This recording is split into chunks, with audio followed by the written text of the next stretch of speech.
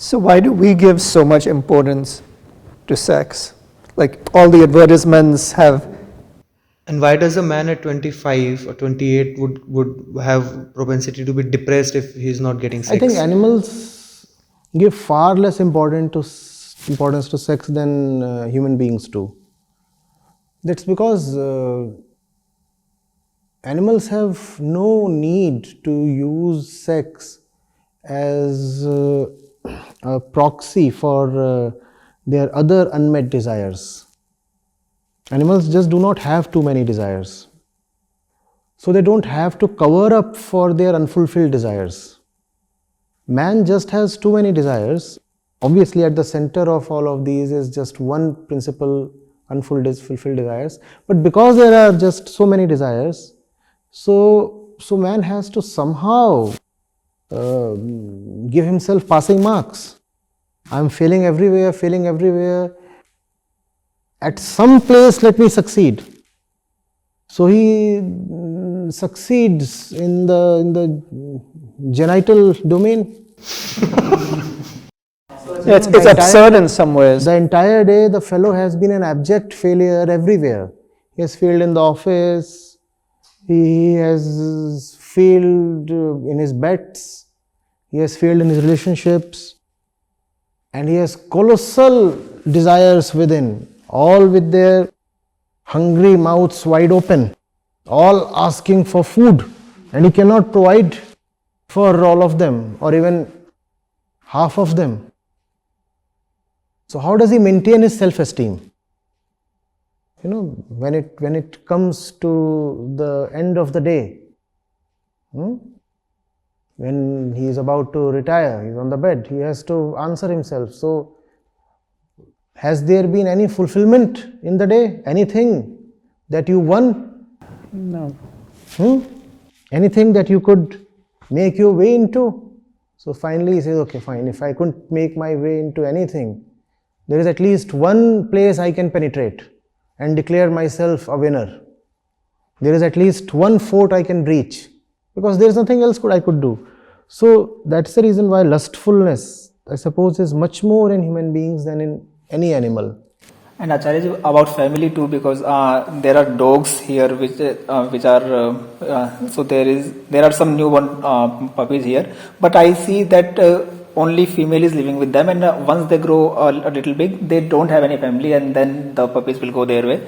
And human maintains a family all his life. So why? So you told about sex; it is different for animals and for humans. Family is also a major part in human society. But this is a valid point, that even if having a kid, she can take care of at a certain point and let him be on his own. Why do you need to carry the whole liability throughout your life? So it's actually not a... See, that's the thing. There is a social order, and that social order is born out of ignorance. And both the man and the woman are victims of that ignorant social order. Yes. Anything born out of ignorance, first of all, will just not be good for anybody. These two things have to be seen concurrently. One, the kind of belief system we are living in is coming out of spiritual ignorance, therefore it just cannot be good or auspicious. Secondly, if it is not good, it is not good for everybody and anybody.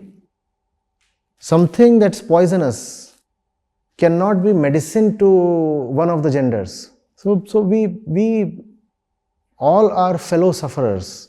It's just that people suffer in their own particular personal ways. Acharya, I have a question then. Then our stats on the YouTube channel particularly show that the gender participation, when it comes to the viewership, is highly skewed in the men's favor. Then till now, because this was something which is a very point that just hit me, that obviously biology solely cannot be the determinant or a main dominant determinant, because there are escapes to the whole thing. If a child is grown, you're free to ascend. Then why is it that women choose, like less number of women choose accession? Just going by the viewership. normal human tendency to seek cheap validation and self-respect, right? If women get a lot of appreciation and esteem and respect, admiration, that's at other places, let's say places where they can just post their glamorous pics and get appreciated for that, why would they come to our channel? Why? And remember, it's the men who are giving them that appreciation. So if you have fewer women on your channel, is it only the women that are responsible? The man too is equally The responsible. women have been lured away to places where the men want them to be. The men want them to be at places where they fulfill men's appetite. A totally ignorant girl. She just knows nothing. She understands nothing. She sees nothing. She hears nothing. She is just nothing when it comes to the consciousness. She starts posting her semi-nude pics and starts getting 1 million likes and 1 million followers. Why will she now come to Acharya Prashant's channel? Why will she come? And who gave her all those likes and adulation? Was it the women who came to follow and like her? The men. So we do not know who is to be blamed. We do not know. And it's difficult for anybody to give up all that admiration and come to a place where you would be thoroughly disrobed and even scolded. There you are being admired and valued for your physical features. And here you come and you are being told that your physicality is a myth, is false. The body is not who you are. And there the body is yielding you so much respect and everything possible. Why do you want to come here? Nobody. That's the reason why women won't come this side. But again, please understand, if the men keep the women on that side and do not allow them to come to the wisdom side, it's not merely the woman who would suffer. Because say what you may, but given your physical constitution, you too would be drawn towards women. And if you have corrupted the bulk of the women, what kind of women are you going to get for yourself? And then think of the suffering. So it's in some sense, when you have a rotten woman in your life, it's the collective sins of the entire male community, rather the entire society, that's come back to avenge itself on you. As they say, the chicken have come home to roost.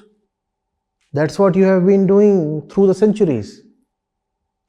Now, the consequences of your actions are in front of you in the shape of your girlfriend. She is not your girlfriend. She is Karmphal. This is the collective vengeance of all the wronged ones. Right? And being a member of the men's club, you are then obliged to bear the consequences of what all the men and even all the women have done in the past. But I have a question.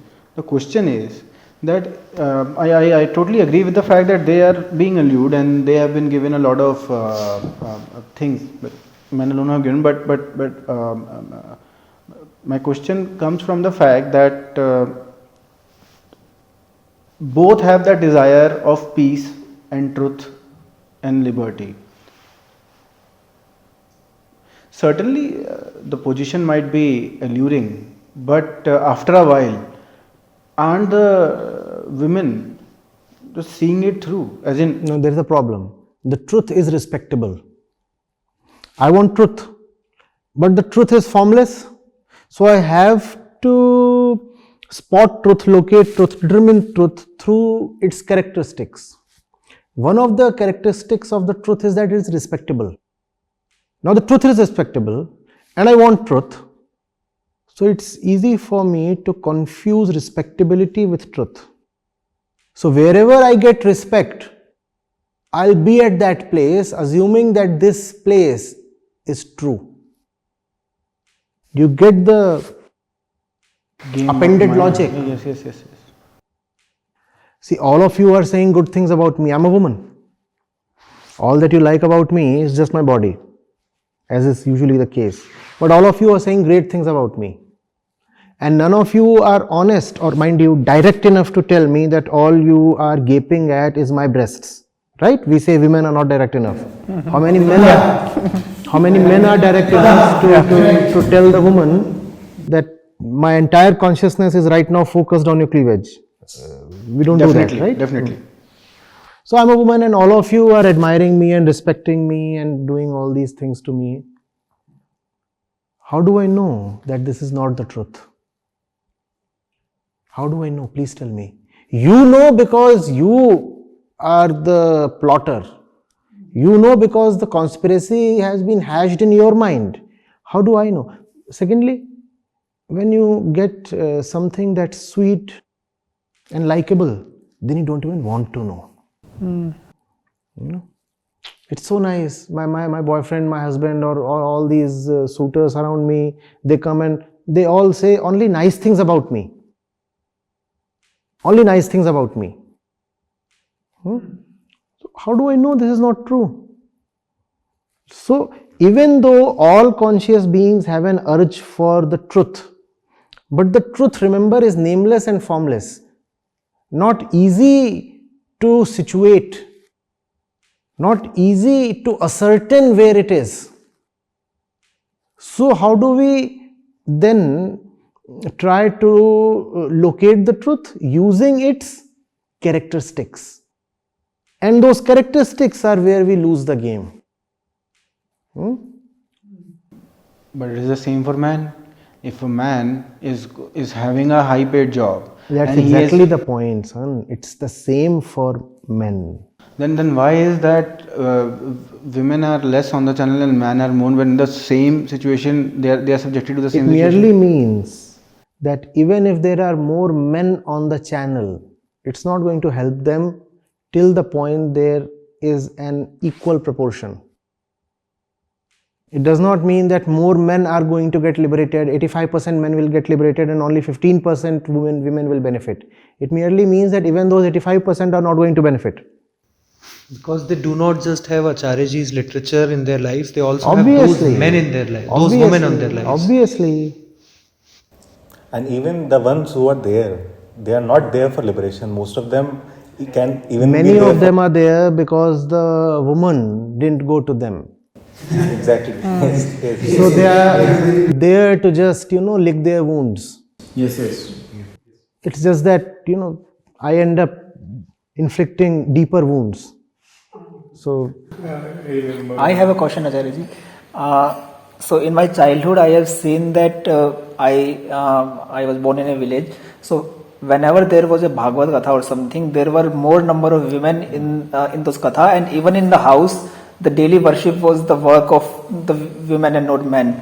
So I had this thing in my mind that women are more devoted and they have more, they want to worship and they are more religious, I used to think. So is that not the case? Because when we are seeing on the channel, we are seeing that women are less and men are more. how do you reconcile? If women are indeed more religious, why are they so very absent from truly spiritual channels? True. So that's what my question is. That just tells you that your premises were False. false. So I have a question on this topic. So in Vivek Chudamani, in the beginning, it says that to be born a human is a great advance towards liberation, and then he also says if I'm understanding this correctly, that to be born with male characteristics, and he defines them as courage, focus, and concentration, is an added advantage.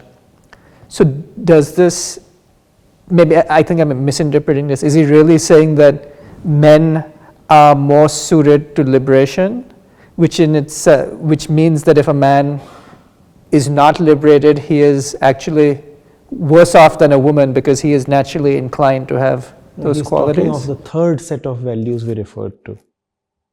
These things are not really the preserve of men. If you talk of courage or focus or concentration, think of the concentration a woman can have on so many things in her life. That kind of concentration is unthinkable for us men. So it's not courage or concentration, it's about concentrating on the right thing. It's about courage to let go. And that's not really a man thing. Those three sets we talked of, it's a third set. So that's why probably the word male characteristics has been used. Those male characteristics, I repeat, are not the preserve of males. Those characteristics can be found or can be developed in women as well.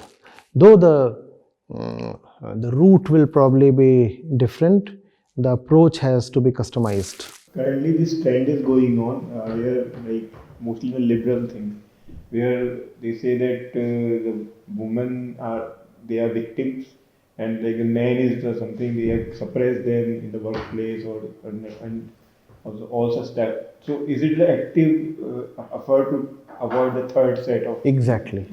Exactly. because they don't want to say to correct? I don't want to ascend.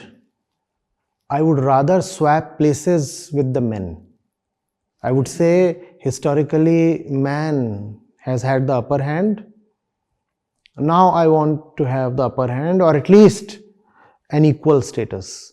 But still you are asking for an equal status in the same plane, irrespective of whether you were on the side of the exploited ones, or on the side of the exploiter, or somewhere in between these two at an equal distance from these two. What remains constant is the plane you have been living on, and that plane is the normal dualistic plane. You are not rising. So this won't help. In fact, you put it very nicely, this might just be an internal conspiracy against the real thing that needs to be done. Women do not need to match men or be equal to men. Men are themselves in a very horrible place. Why do you want to take their sicknesses upon yourself? You would fully well agree that the lives of men are hardly the kind of stuff that any human being should aspire for. I don't know what a woman would get by placing herself equal to men. Maybe from the other side of the fence, the grass or whatever appears greener and longer here, but So Acharya, we are talking about the third set of qualities. So can we also discuss about what Yes. these What is that third what this third set is, and how a woman can come to this third set, and how a man can come to sadhan this third. chatushtaya. Tell me. Now that's the reason why both men and women are in bondage. You remember so much, but you don't remember Sadhan this chatushtaya. third set. Shamdam Ditisha Uprati. नहीं वो तो That's षड Shad षड Sampat. Sampat है. वैराग्य, विवेक, षड संपत, मुमुक्षा. That's sadhan chatushta. That's broadly the values I am referring to. You must value detachment. You must value discretion. You must value sham, dam, uparati, titiksha, etc. And you must have a strong desire towards the truth or liberation from bondages. You must have a strong aversion to any kind of falsenesses. I just don't dislike being enslaved. That's what you should value. Not your body as a woman, not your attitude as a man. Both these sets of values are very, very false. And both these sets feed upon each other. One set exists on the back of the other one. Because the woman is tender, therefore the man has to be harder. And that's how the two go together. The tender woman and the hard looking man.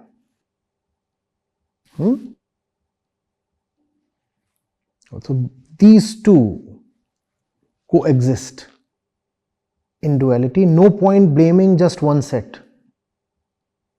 And if you can see very clearly that one set exists, it's just a scary pointer that the other one too definitely does. One cannot exist without the other. Sickness in one side is definitely an indicator of sickness on the other side as well. And both these sicknesses will live and disappear together. If you want to treat the woman, treat the man. If you want to treat the man, treat the woman. I have a question. So I notice in history, most of the great artists, most of the great scientists, most of the great musicians, most of the great statesmen, they all tend to be male. And I'm wondering, is this just because women are choosing not to participate that way? Is it some form of oppression? Why is it, or am I just misreading the data and just assuming that it's all men? You see, what we call as greatness might again be just a man thing. After all, you see, if we define ourselves as unfulfilled consciousnesses, what really is greatness? Achievement. Greatness is a certain purity of consciousness, a certain alleviation of consciousness. Does that really have to come in very, very predetermined ways? The modes of expressions that you just talked of, does greatness come exclusively to them?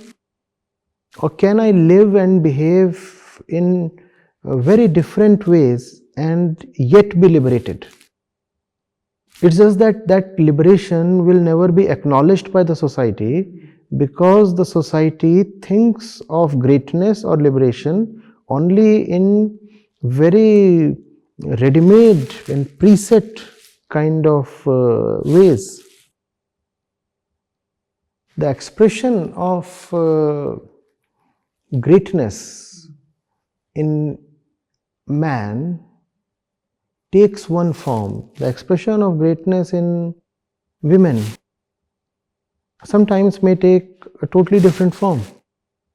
When we, even in the spiritual field and historically, we have seen that most saints have been men.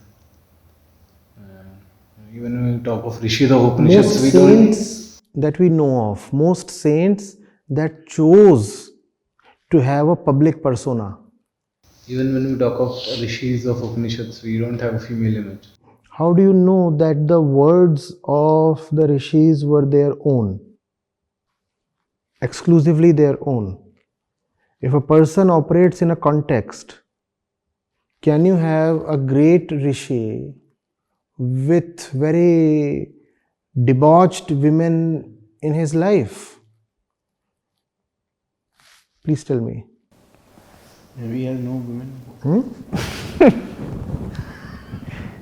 Shubhankar ji is saying he was a bachelor.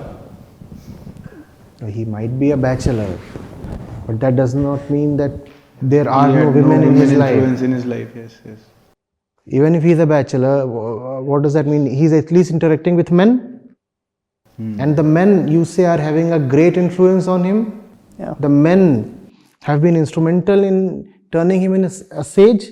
What about those men who have been influencing him? Have those men too been totally empty of women? When a society yields a great product, whether in music, art, literature, any field, it just cannot come from one gender. And when a society is rotten, it's not one gender that can be responsible for it. So this is a very childish way of looking at it, that the sages in the Upanishads were mostly all men. Sir, you read the names of the men. You do not know of the women in that ecosystem. Rishis were not known to be necessarily single or celibates. There were so many rishis who were leading married lives, they even had kids. Had the rishis been celibate, this Aryan race won't have. The Aryan race can come from the other people as well. So, but there are so many references. Some even had two wives. Huh? Some even had Some two had wives. multiple wives. That is true. You have fathers teaching their sons in the Vedantic literature. So the rishis might be uttering the verses, but mind you that the verses too come from an entire environment, and that environment comprises of women as well. Had the women been all ignorant, the verses Wouldn't have taken that. couldn't have arrived. So why don't the women want to be known for this type of thing? That's a biological thing. They don't want to hog the limelight in general. It's okay if we take a back seat. It's okay if somebody else is known for it and felicitated. The desire to be the front face is biologically weaker in women. How is this trait emerging from the body, Acharya? How is it emerging? It is there in the body. It is there in the body. She keeps it when she is pregnant. She keeps the demands of the baby ahead of her own needs. Doesn't she feel resentful doing this? She is biologically trained to do that. When in biology, there is hardly free will available to resent or support. Even little girls, if you see, there is a little girl, there is a boy, and they fight over an apple. Even if she is being brought up in a perfectly liberated environment, the girl is more likely to just yield the apple to her brother. The desire to be very grossly and visibly victorious is not so much there in the woman. The reason being her physicality itself, obviously. She cannot win the war always in gross and physical terms. She is weaker. So her victories happen on another plane. Her victories happen on the emotional plane. Her stuff is more nuanced. So is this why I feel like I can never win a discussion or an argument with a woman, because she's more skilled at the emotional? You can win a discussion against a woman, but she will win against you in some other plane. So physically you are stronger. If there is a tussle, arm wrestling or something, obviously you will win. But when it will come to the emotional thing, that's where she is more skilled. She will just outwit you and you won't even know you have been beaten. Yeah, that's happened to me many times. And I guess even though I've had these frustrating experiences, the moment I see an attractive woman, it's like this whole lifetime of frustration just disappears and I'm just locked into her. Agreed. Totally. The thing is, none of these traits are going to take us far. The woman's tricks, the man's compulsiveness, neither of this works. All of this is just animalistic, all of this is biological.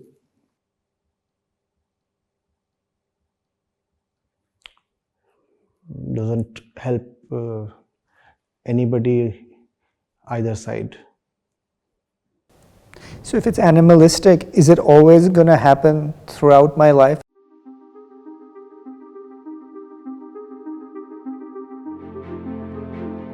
Greatness is a certain purity of consciousness, a certain alleviation of consciousness. It's just that liberation will never be acknowledged by the society because the society thinks of greatness or liberation only in very ready-made and preset kind of ways. See, some physical characteristics you will carry, right? You are born sexed, that will be there for both genders to survive. Both of them have to have certain advantages. Because if they do both want to ascend, they both have their own ways of ascending. You can't enslave somebody without yourself being enslaved. Spiritual ignorance is where all of this is coming from. It has robbed us of the basic normal fun of life.